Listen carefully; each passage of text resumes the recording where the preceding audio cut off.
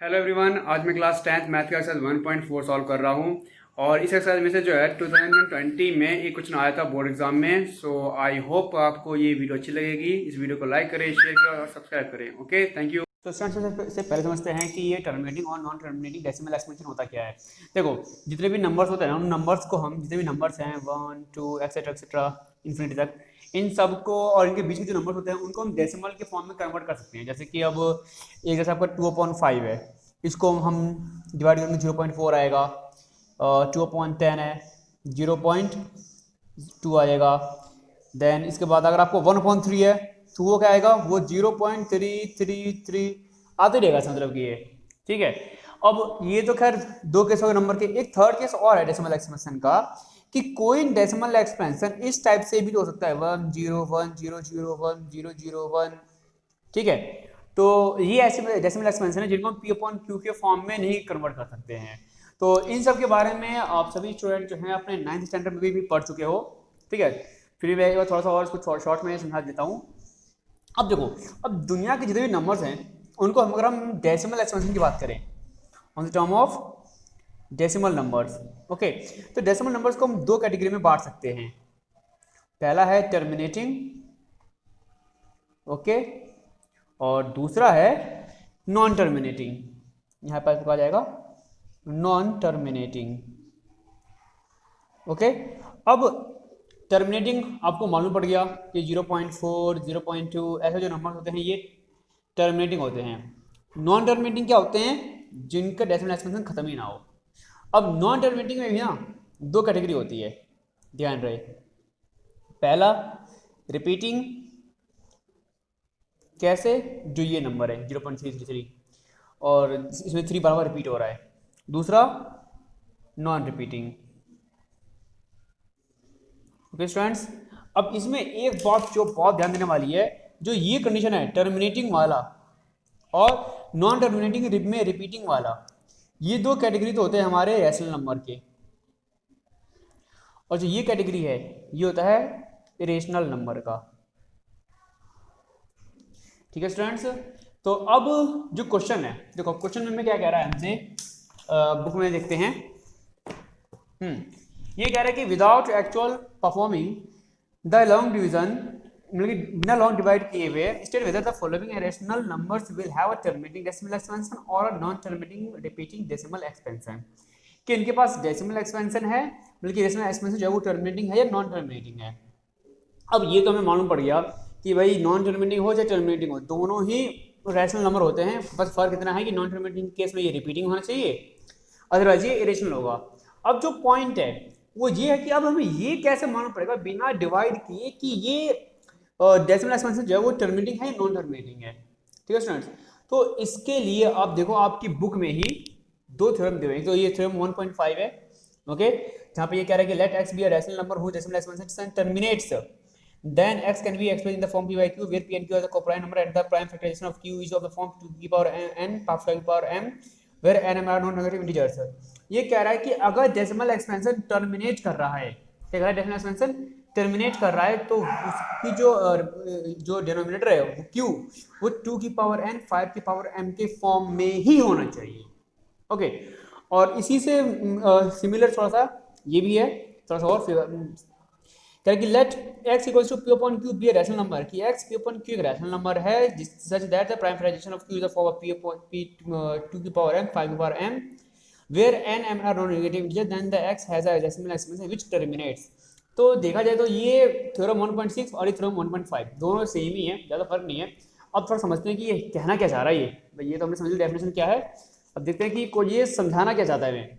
ये कहना चाहता है कि दुनिया के जितने भी रैशनल नंबर्स हैं, ठीक है, अगर उन रैशनल नंबर में नीचे में 2 की पावर n 5 की पावर m, इसका मतलब क्या हुआ कि अगर ये इस फॉर्म में है, इसका मतलब है कि अगर जैसे कि 1/10 है, ठीक है, तो 1/10 का मतलब क्या हो गया कि 1 2 इंटू 5, तो ये 2 और 5 के प्रोडक्ट हैं।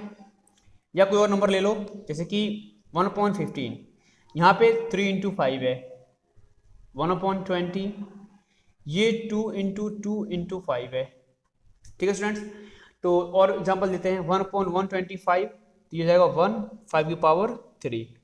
तो अब देखो इसमें क्या है कि सिर्फ 2 और 5 है, इसका मतलब है कि ये टर्मिनेटिंग है। इसमें 3 और 5 है तो ये आपका ये हो जाएगा नॉन टर्मिनेटिंग। ये क्या आएगा? Non terminating. मैं एंटी लिख रहा हूँ उसको। इसमें सिर्फ 2 और 5 है तो यानी कि टर्मिनेटिंग है। ये इसमें 5 है, टर्मिनेटिंग है। यानी कि ये क्या कह रहा है कि अगर 2 या 5 इन दो में से कोई भी हो या दोनों ही हो, सिर्फ 2 और 5 हो, फिर तो ये टर्मिनेटिंग होगा, अदरवाइज ये नॉन टर्मिनेटिंग होगा। ओके स्टूडेंट्स, अब जरा इसको थोड़ा और समझते हैं। अब देखो फर्स्ट क्वेश्चन कह रहे कि 13 इक्वल्स टू 3 1 2 5। अब करना क्या हमें, हम सबसे पहले इस 3 1 2 5 को प्राइम फैक्टराइजेशन निकालना है। तो 5 से डिवाइड किया मैंने, 5 6 जा 2 जा 5 जा, फिर 5 से मैंने इसको क्या 1 2 5, देन फिर 5 से 25, देन 5 से अगेन 5, देन 5 से 1। तो मैं क्या देख रहा हूँ कि ये सिर्फ मेरा 5 से कट रहा है, यानी कि जो 3 1 2 5 है ये मेरा 5 की पावर 5 है। यहाँ पे 5 और 5 है यानी कि 5 की पावर 5 के टर्म में। इसका मतलब क्या है कि जो डेसिमल एक्सपेंशन है वो टर्मिनेटिंग होगा। आप समझ में लोगे कि डेसिमल एक्सपेंशन जो है वो टर्मिनेट करेगा। ओके, अब इसी तरह से जो इसका सेकेंड पार्ट है जिसमें क्या आ रहा है 17/8 आ रहा है, तो 8 को हम क्या लिख सकते हैं 2 × 2 × 2। ओके, इसको मैंने यहाँ से करके देखा है। तो अब आप देख रहे हो कि सिर्फ 2 2 आ रहा है यानी कि ये भी टर्मिनेट करेगा, यानी कि ये भी टर्मिनेटिंग है, जिसका इसका डेसिमल एक्सपेंशन टर्मिनेटिंग होगा। अब नेक्स्ट थर्ड क्वेश्चन, इसमें आ रहा है 64/455। अब 455 का हम डिवाइड करके देखते हैं क्या आता है हमारे पास। तो मैं सबसे पहले 5 से डिवाइड करता हूँ और तो ये आएगा 5 9 जा 5 1 जा, फिर ये 7 से कट रहा है 13 1। अब मैं क्या देख रहा हूँ कि इस 455 के प्राइम फैक्टर में 5 7 13 तीनों आ रहा है। इसका मतलब क्या है 5 के अलावा 7 13 आ रहा है, यानी कि ये नॉन टर्मिनेटिंग हो जाएगा, क्योंकि मैंने ये कहा है कि सिर्फ 5 या 2 ही आने चाहिए तभी वो टर्मिनेटिंग होगा। इनके अलावा कुछ भी आ गया तो ये नॉन टर्मिनेटिंग हो जाएगा, नो डाउट। ओके स्टूडेंट्स, अब इसी तरीके से जैसे अब क्वेश्चन नंबर अब ये 6 है। अब 6 में क्या है, इन्होंने पहले से दे रखा है 23 की अपॉन 2 की पावर 3 और 5 का स्क्वायर। तो इसका मतलब क्या हो गया कि ये भी आपका टर्मिनेटिंग है। क्यों? क्योंकि 2 की पावर 3 है और 5 की पावर 2 है और सिर्फ 2 और 5 है और कोई नंबर है ही नहीं नीचे में। एक बात और ध्यान है आप लोगों को कि ऊपर में न्यूमरेटर में क्या लिखा है उससे हमें कोई मतलब नहीं है, हमें मतलब सिर्फ हमारे डिनोमिनेटर से है जिसे हम डिवाइड कर रहे हैं। ओके स्टूडेंट्स, चलिए और देखते हैं क्वेश्चन। इसी तरह से जो 7th क्वेश्चन है जिसमें आपका दिया हुआ है, देखो मैं इसको बुक्स के थ्रू समझाता हूँ। अब देखो जैसे कि यहाँ पे ये 1600 है। ओके, तो मुझे मालूम है कि 1600 मेरा को जब मैं इसका प्राइम फैक्टर निकालूंगा तो ये 2 की पावर 4 और 2 की पावर 6 और 5 की पावर 2 आएगा। ओके स्टूडेंट्स, तो ये भी मेरा टर्मिनेट आएगा। 343 ये 7 का क्यूब है, ये नॉन टर्मिनेटिंग है। यहाँ पे 2 है 5 है लेकिन 7 भी है तो ये नॉन टर्मिनेटिंग है। 15 है यानी 3 × 5 ये आपका नॉन टर्मिनेटिंग है। 50 25 × 2 5 का स्क्वायर यानी कि तो ये टर्मिनेटिंग है। ये 21 है 7 × 3 नॉन टर्मिनेटिंग है। तो इस तरह से आपको ये डिवाइड बिना डिवाइड के सिर्फ इनके प्राइम फैक्टर लिख के चेक करके आंसर लिखना है। इसलिए यहाँ पे दिया हुआ है कि without actual performing the long division, कि लॉन्ग डिवीजन करना ही नहीं है आपको। ठीक है स्टूडेंट, अब इसके साथ ही देखते हैं नेक्स्ट क्वेश्चन। अब इसमें कह रहा है कि write down the decimal expansion of those rational numbers in equation 1 above which have terminating decimal expansion, कि उन सभी रैशनल नंबर के डेसिमल एक्सपेंशन लिखने हैं जिनका आंसर टर्मिनेटिंग आ रहा है। तो टर्मिनेटिंग हमने क्या देखा कि हमारा पहले वाले का आंसर टर्मिनेटिंग था, सॉरी ये टर्मिनेटिंग पहला टर्मिनेटिंग है, दूसरा टर्मिनेटिंग है, चौथा है टर्मिनेटिंग, छठा है ये कहीं नहीं, ये भी नहीं है, ये है 9वां है। तो ये 1 2 3 4 5 ये 5 क्वेश्चन है जिनका आंसर टर्मिनेटिंग आ रहा है। तो इन टर्मिनेटिंग का आपको डेसिमल एक्सपेंशन लिखना है, तो वो डेसिमल एक्सपेंशन लिखने के लिए आपको डिवाइड करना होगा। Okay students, this no and alternate option. Next कर रहा है कि the following real numbers have decimal expansion as given below. Okay, in each case decide whether they are rational or not. If they are rational and of the Q upon Q, what can you say about the prime factors of Q? अब कह रहा है कि ये ना बल्कि rational number है कि नहीं है। तो अभी थोड़ी देर पहले मैंने बताया आप लोगों को, क्या बताया कि अगर कोई नंबर डेसिमल एक्सपेंशन होता है तो या तो टर्मिनेट रैशनल नंबर या तो वो टर्मिनेट होगा या फिर नॉन टर्मिनेटिंग में रिपीटिंग होगा। अदरवाइज वो इरेशनल होता है। तो अब यही रूल अब हम यहाँ पे चेक करते हैं भाई क्या कर रहा है यहाँ पे। तो यहाँ पे हम देख रहे हैं कि ये नंबर है 1 2 3 4 5 6 7 8 9 9 पे जाकर रुक गया, टर्मिनेट कर रहा है, यानी कि ये हमारा रैशनल नंबर है। इसमें 12 1 0 12 2 0 12 3 0 12 4 0 जीरो बार बार बढ़ रहे हैं, तो ये हमारा नॉन टर्मिनेटिंग नॉन रिपीटिंग है, इसका मतलब ये इरेशनल हो गया, इरेशनल नहीं है। इसमें क्या है कि 1 2 3 4 5 6 7 8 9 जो है ये कंटिन्यूसली इंक्रीज हो, मतलब सॉरी रिपीट होगा, ये बार बार रिपीट होगा। ये जो बार लगा हुआ है ना, ये बार, इस बार का मतलब होता है कि ये नंबर बार बार रिपीट होंगे। तो इसका मतलब क्या है कि ये भी हमारा रैशनल नंबर है। ओके स्टूडेंट्स, तो ये हमारा रैशनल नंबर है और ये हमारा रैशनल नंबर है। फिर कह रहा है कि आप इनके पी अपॉन क्यू के फॉर्म में के बारे में क्या कह सकते हो। अगर हम इनको पी अपॉन क्यू के फॉर्म में कन्वर्ट करना चाहते तो इसको तो पी अपॉन क्यू के फॉर्म में कन्वर्ट करना बहुत ईजी है। क्यों ईजी है? डेसिमल के बाद जितने डिजिट्स हैं नीचे में उतने 1 का आगे 0 लगा दो तो इसका पी अपॉन क्यू के फॉर्म में आ जाएगा। इसको सॉल्व करने के लिए, पी अपॉन क्यू के फॉर्म में सॉल्व करने के लिए आपने 9th क्लास में जो मेथड सीखा है वो मेथड ही यूज करना होगा। फिर मैं इसको करके दिखा दे रहा हूँ। और हाँ, एक चीज़ और, इसमें एक चीज़ और ये कह रहा है कि आप इनके प्राइम फैक्टर जो है क्यू का, उसके बारे में आप क्या कहोगे। तो अब इसका जो प्राइम फैक्टर आएगा क्यू का, और इसमें जो आएगा वो तो आपको भाई 2 और 5 के टर्म में आएगा, लेकिन इस केस में 2 और 5 नहीं आएगा, उसके अलावा भी कुछ और नंबर भी आएगा। तो देखते हैं, करते हैं सॉल्व इसको भी।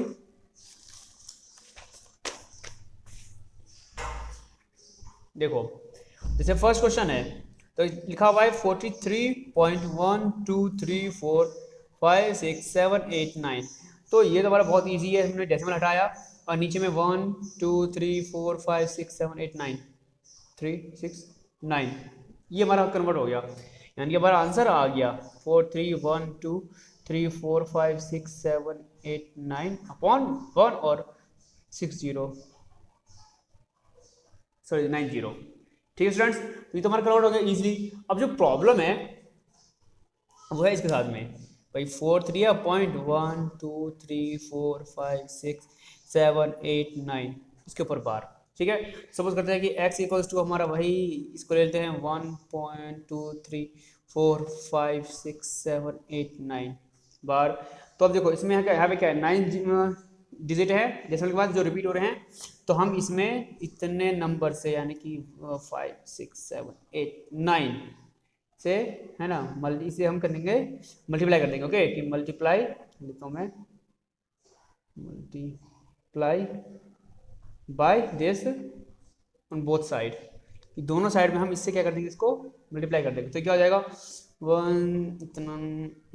9 टाइम x इक्वल्स टू 43.123456789.123456789। ठीक है, इसे इक्वेशन 1 मान लेते हैं, इसे इक्वेशन 2। भाई ये वही मेथड है जो हमने 9th क्लास में सीखा है। ठीक है, तब क्या करेंगे हम, सब्ट्रैक्ट इक्वेशन 1 फ्रॉम इक्वेशन 2, इसमें से इसको माइनस कर देना है। तो यहाँ पर हमारा क्या है 1 2 3 4 5 6 7 8 9 x इक्वल 43 1 2 3 4 5 6 7 8 9.123456789। ओके, यहाँ पे x का x रहेगा और ये आ जाएगा, और यहाँ 43 आएगा, पॉइंट आएगा 1 2 3 4 5 6 7 8 9, बार यहाँ भी रहेगा, बार यहाँ भी रहेगा, यहाँ भी बार रहेगा। अब देखो जब ये बार ना दोनों सेम है तो ये हमारे कैंसिल हो जाएंगे पूरे पूरे। इसको सब्ट्रैक्ट करेंगे, 9 में से 3 6, 8 में से 4 4 7 6 5 4 3 2 1 3 4, यहाँ पे आ जाएगा ये 9 टाइम्स, सॉरी 1 2 3 4 5 6 7 8 9, हाँ 9 टाइम्स x, और x इक्वल टू क्या हो जाएगा हमारा ये 4 3 1 2 3 4 5 6 7 4 6 अपॉन। अब देखो, अब अगर ये कट रहा है किसी नंबर से फिर तो काट दो, और अगर नहीं कट रहा है तो छोड़ दो उसको। ठीक है स्टूडेंट्स, अब जैसे कि अब ये बात पक्की है कि ये तो हमारा 3 और 9 से कर सकता है, और 2 से नहीं, और किसी नंबर से कटेगा नहीं, ये 11 से भी नहीं कटेगा, ओनली 3 और 9। ये देखते हैं ये हमारा 3 9 से कर सकता है नहीं कर सकता है, तो सम ऑफ डिजिट लेते हैं 4 3 7 7 8 8 और 2 10 10 3 13 13 और 4 17 17 और 5 22 22 और 6 28 28 और 7 35 35 और 4 39 39 और 6 45 45 आ रहा है, यानी कि ये दोनों 3 की टेबल से कर सकते हैं। ओके 45 सॉरी 45 9 की टेबल से कर सकता है, हाँ यानी कि ये 9 की टेबल से भी कर सकता है, नो डाउट। तो अब आप इसको 9 की टेबल से काट लेना, फिर देखना कि आपका प्राइम फैक्टर क्या आ रहा है। Okay students, so I hope आपको ये समझ में आ गया हो।